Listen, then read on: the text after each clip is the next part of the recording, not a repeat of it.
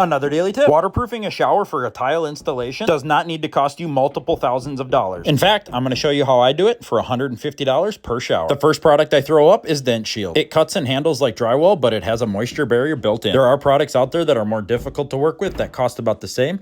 On the other hand, there's also a product out there that's easier to work with, but it costs a fortune more. Like I said, you can handle this stuff like drywall, so you can use a utility knife, or in my case, I'm going to use a spade bit here to cut out this cartridge. Make sure it's a nice tight fit. Throw a few screws in, and that's how you hang it. But that's only step one. Nobody get excited. We're not done yet. Now, before we throw up the waterproofing, I gotta add a niche. And yes, that is how you say it. Please don't argue with me.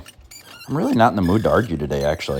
No, I'm not sick. Don't worry. I'll read an expert comment on TikTok, and I'll be ready to go again. Shower niche installed, so let's get the red guard out. And look at this stuff. Yeah, that's pretty fun.